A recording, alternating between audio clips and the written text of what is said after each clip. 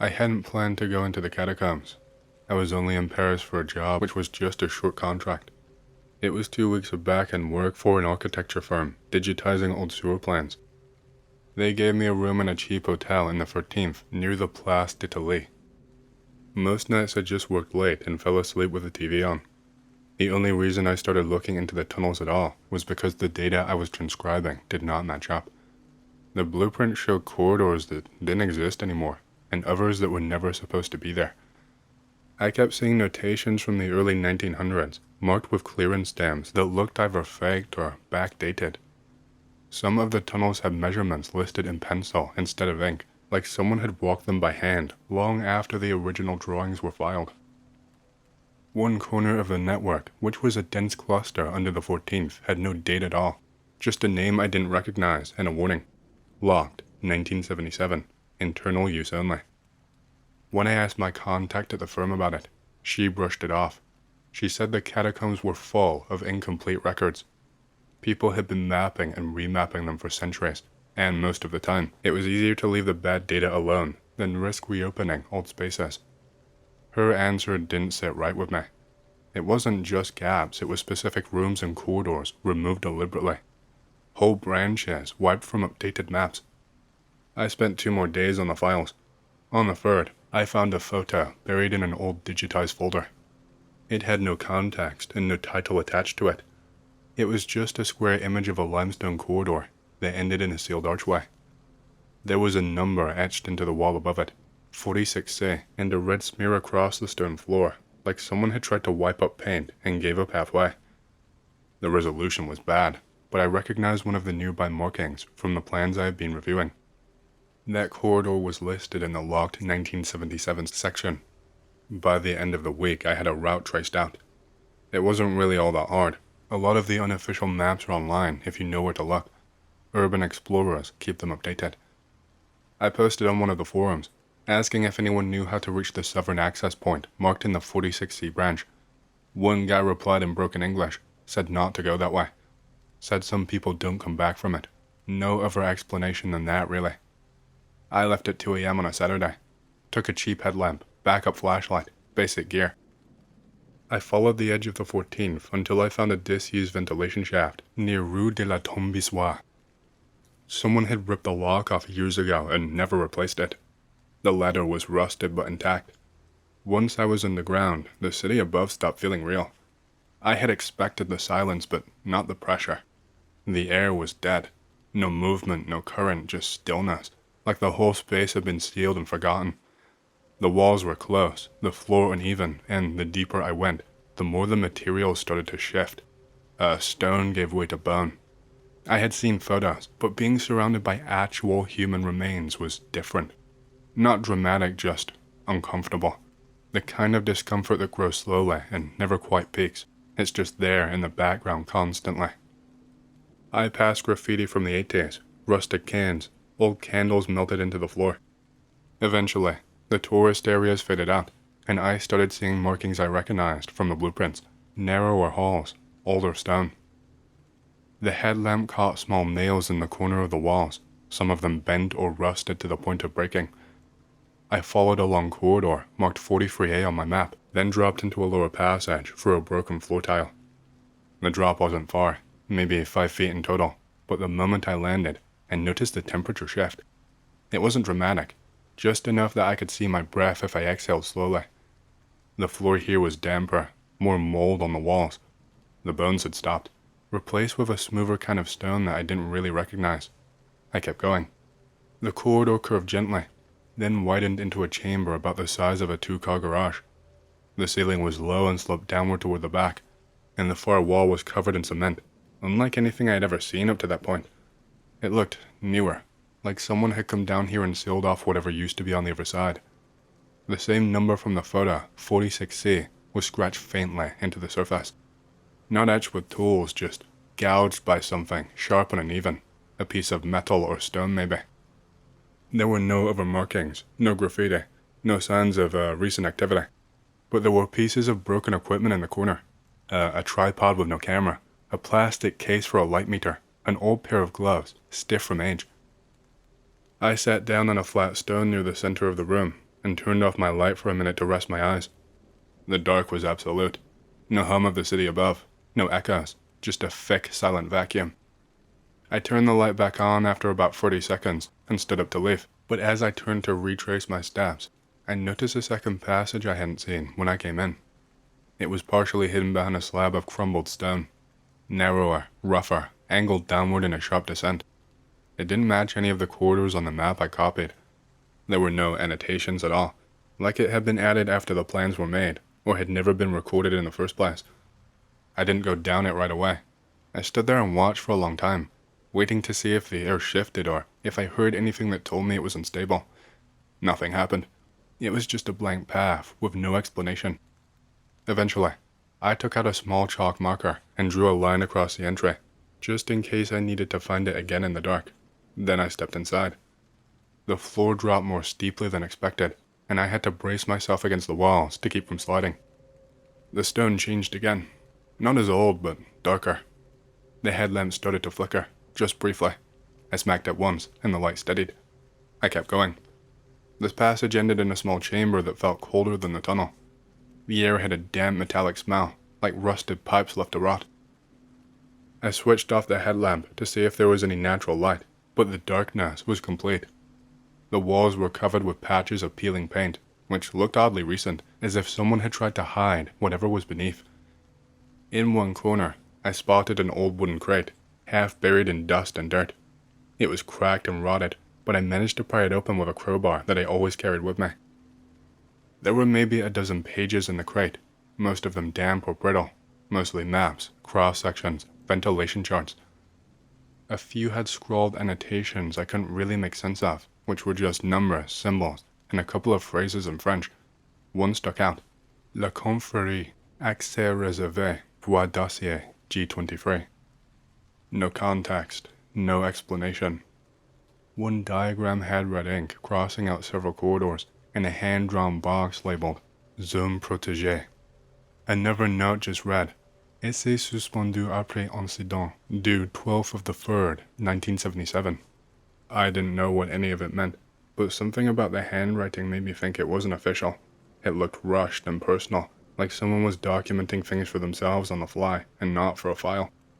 The notes were vague, probably intentionally, but I got the sense that whoever wrote them had access to parts of the catacombs off limits to the public and most workers. It was strange, though, to find something like this here. It looked like someone was making notes and tracking something down here and just, I don't know, hid them for later but never came back. I pocketed the papers, knowing they might be worthless or dangerous if discovered. The place felt wrong, like I was trespassing on something that should have stayed buried.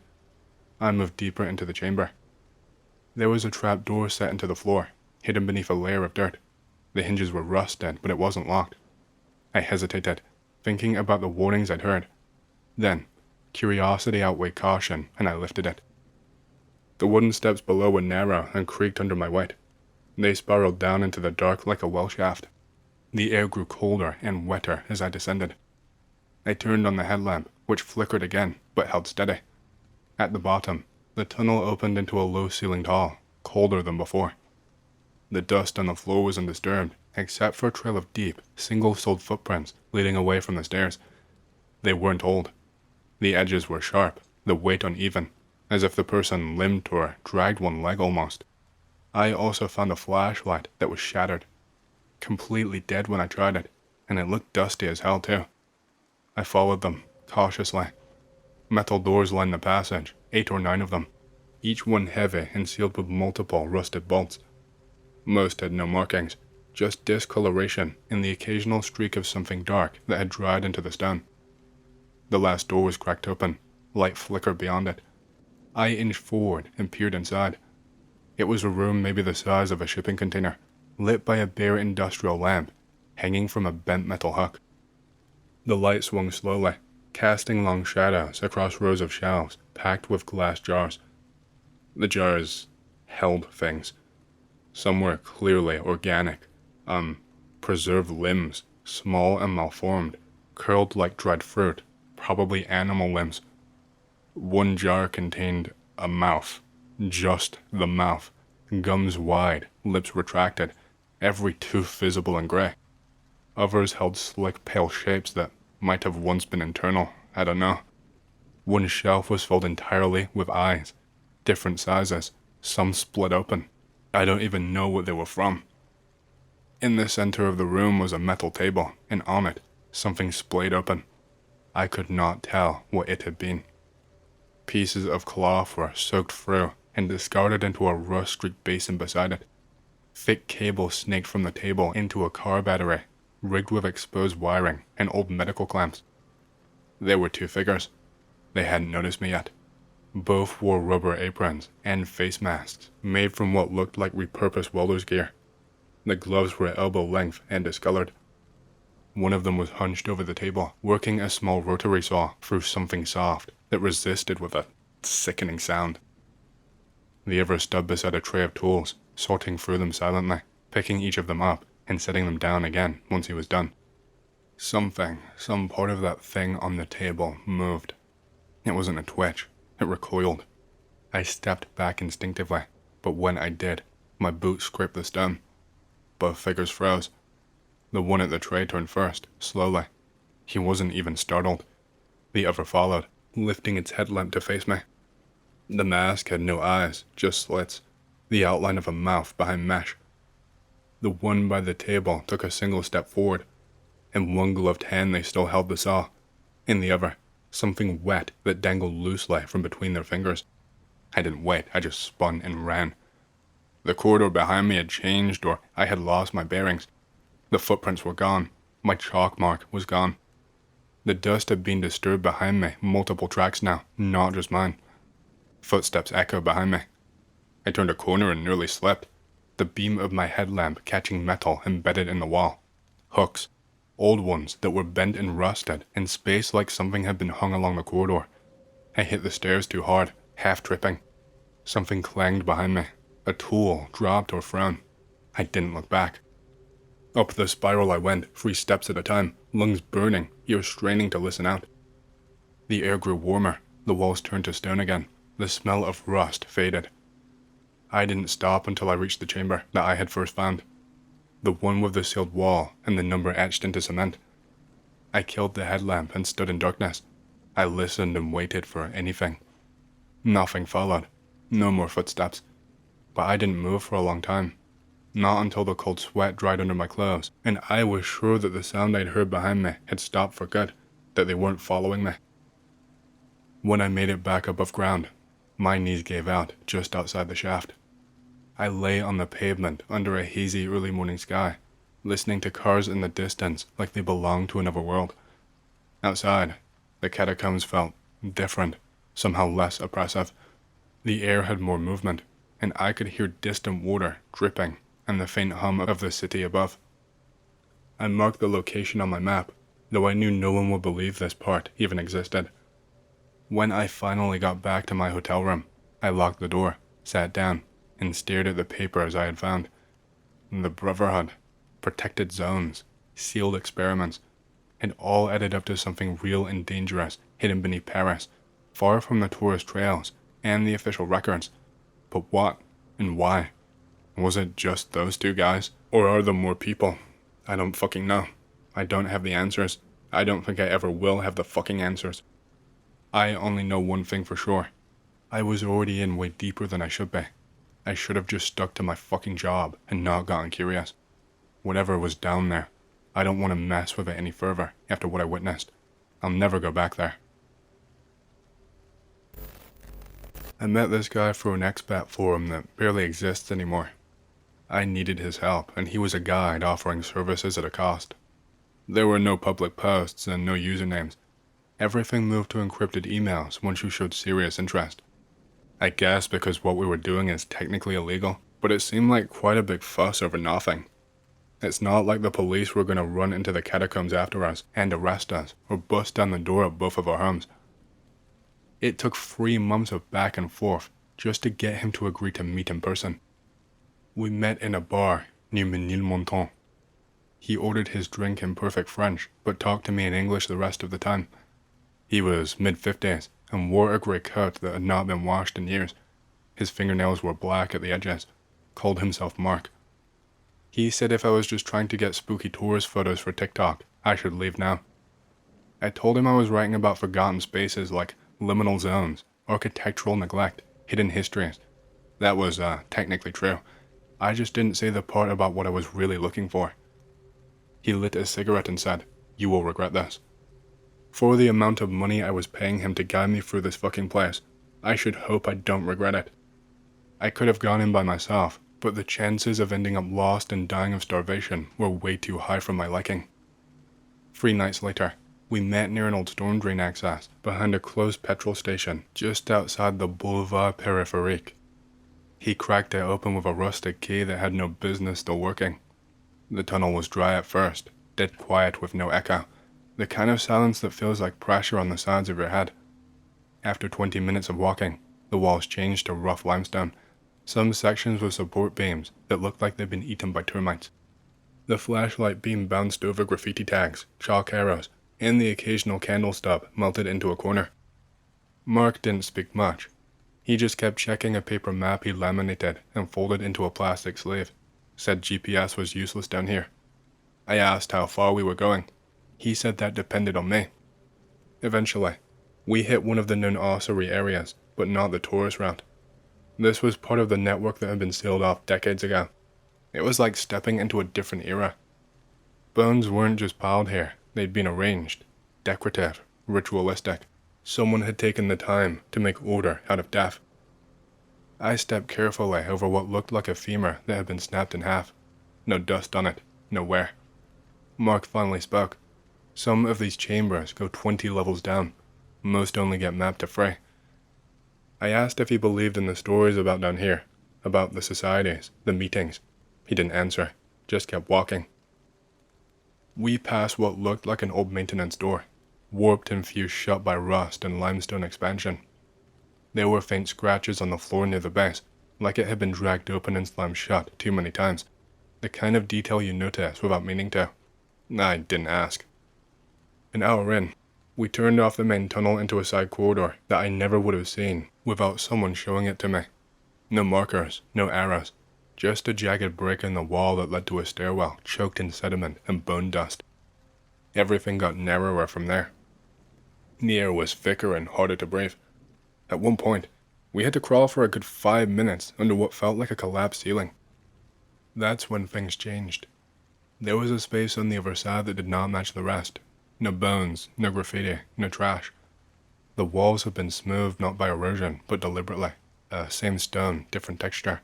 Someone had scraped or sanded it down, floor to ceiling. It felt clean in a way that didn't belong, like it had been prepared. Mark stopped and lit a candle from his pack.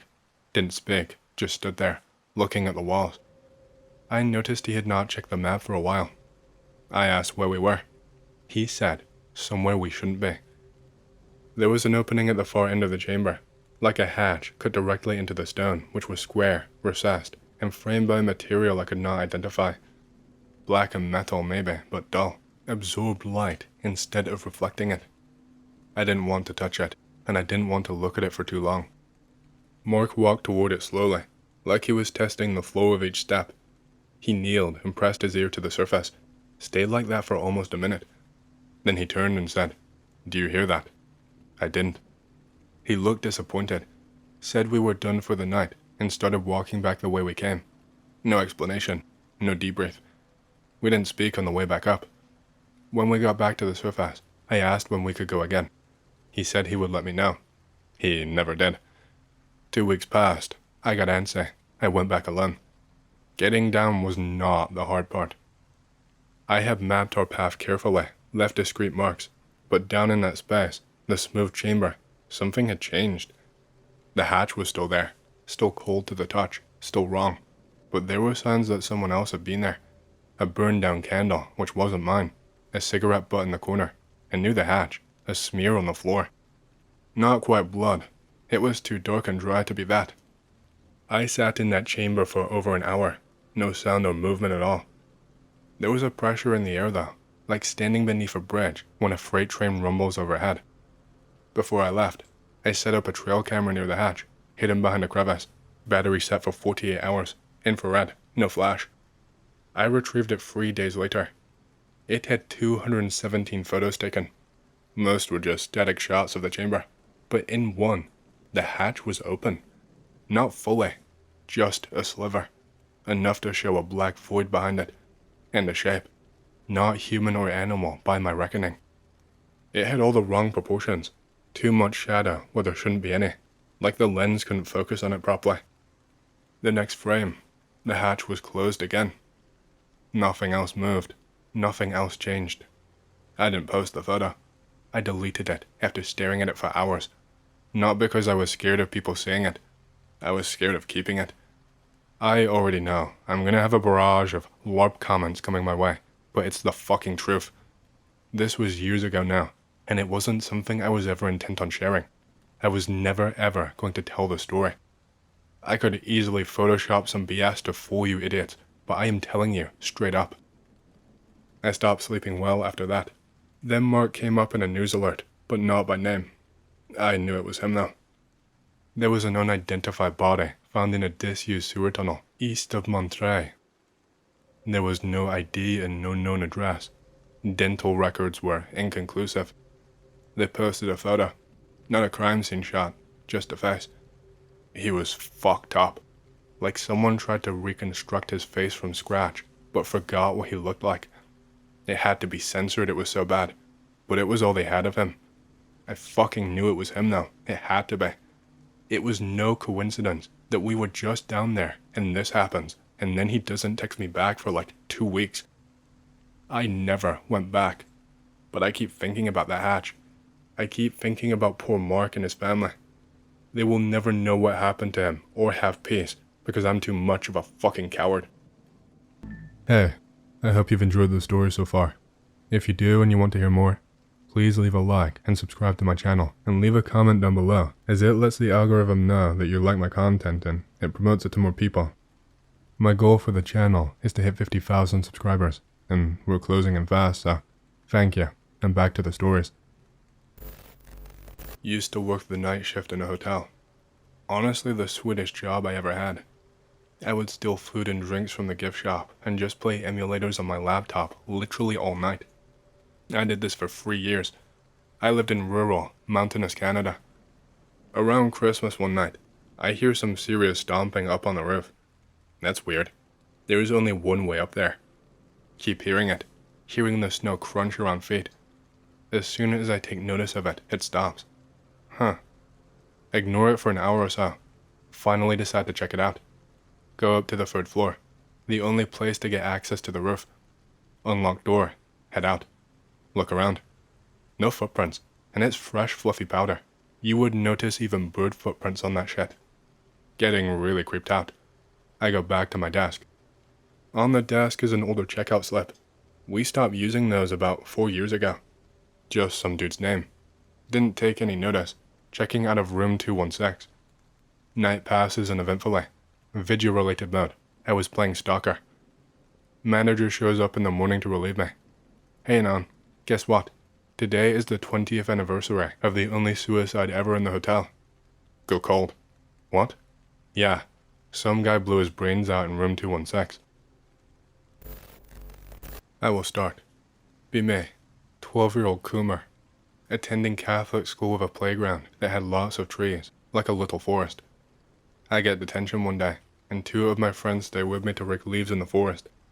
It is now 6-ish p.m., and we're almost done, so we start playing around, throwing pebbles at each other. I see one of my friends hiding behind a tree, and grab a fistful of gunk to shove it down his pants. As I approach him, I hear my 2 friends call out to me, and I am weirded out, because the only people left are at school are a couple of teachers and the basketball team. I turn around, and start hearing leaves rustling behind me, and I make a run for it. Spot my 2 friends and yell for help. One starts running away, and the other looks like he's gonna shit his pants. I don't look back and just keep running, eventually catching up to him and pull him by the arm to come with me. Other kid starts yelling for help. Basketball team and gym teacher run over to me, and I black out from fear and exhaustion. Wake up in the arms of some teacher, and I get laid down in the infirmary bed.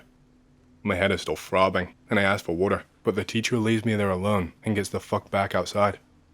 Mom and Dad come pick me up, and Dad stays in school, while my mother drives me back home.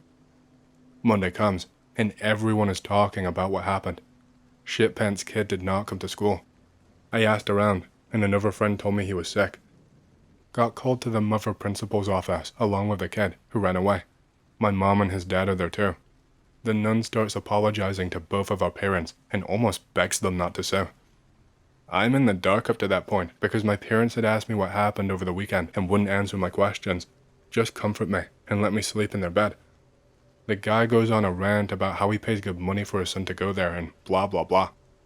Mom and I are asked to step outside for a moment, and then we go back in. The nun says she's going to ask us what happened. I tell her my version. She turns to the other kid and asks if he'd like to share. Kid is visibly shaken up, but starts talking. He says I got separated from the two other boys, and that they hear me scream, and as I made my way up the little hill, he saw a face staring back at them, popping up behind a tree. He says he then saw the thing start coming up behind the tree, and he started to run. Says it looked all black, except the face. Could have been the lighting. Nun asks him to draw the face, and the kid draws some Picasso bullshit of a thing, with big lips and narrow eyes. Mother What's-Her-Name says that will be all for today, and that we can return to our classroom. Mom kisses me goodbye, and asks me to eat lunch inside instead of playing outside. I play outside anyway. Forest has people cutting down trees, and a yellow tape around it. Stay near the basketball court eating lunch with the other kids, and a shit ton of kids who wanted to hear their story, and they ask dumb shit like, was it Slender Man? We both exaggerate our stories, and they are amazed. Couple of days go by. It's now Thursday, and Shitpants shows up. He looks okay. I go up to him, and ask why he did not come to school. Says he is changing schools, probably because he made a scene at home. Ask him what happened after I fainted. Says he kept staring at the forest, and describes the same monster that my other friend drew. Says the thing just kept staring back at him, even when people came to take us away. Asked gym teacher what happened that day, and he says he didn't see anything at the forest, but since both my friends' stories matched up, describing the thing, the mother principal got really upset, and is having the trees gone for good. I get sad because I really like the woods. I like to climb the trees. Things return to normal. Kid's dad didn't sue. My parents take me out of there, and they let me attend a regular school. Never know what happened. Mom brushes it off as kids being kids. I am now 22, and found out that my dad was really into the occult, and we have similar interests because I've been reading/practicing since I was 20 years old. He says it's the weirdest shit he's ever seen because we could not have been lying since the kids saw the exact same thing. Says he thinks it could have been an egregore that we materialized with our collective mischief, but that the mother was convinced it was a demon, and that's why she had the forest fucked over. I shouldn't be reading this stuff. I just moved to a very rural area with nothing but dense forest and cattle fields. I go to work early in the morning, and one time snow was forecast, so I parked my car about 3 miles away from my house so that I could walk to it in the morning so I wouldn't have to call in for work. It was about 5 a.m. when I started walking, and that shit was terrifying. I felt like shining eyes were surrounding me due to snow glinting off my maglite. I felt defenseless, even with my big hunting knife. There were fresh animal tracks in the snow that didn't look like anything I'd ever seen before. Some were obviously cat and dog tracks, but there were some that looked indescribably bizarre. I kept hearing twigs snapping around me. I wanted to run, but I couldn't, because the ice under the snow kept making me fall on my ass. I will just call in next time it snows that much. Fuck all that. Well, I'm renting an old farmhouse situated on a cattle farm in southern KY. I'm a fairly skeptical person in terms of the paranormal. However, I am open-minded. I tend to dismiss a lot of odd things that happen in this house, like loud banging coming from the kitchen at night, and sometimes it sounds like men are talking in the next room, even in the daytime. I don't have any neighbors, so that sort of thing weirds me out.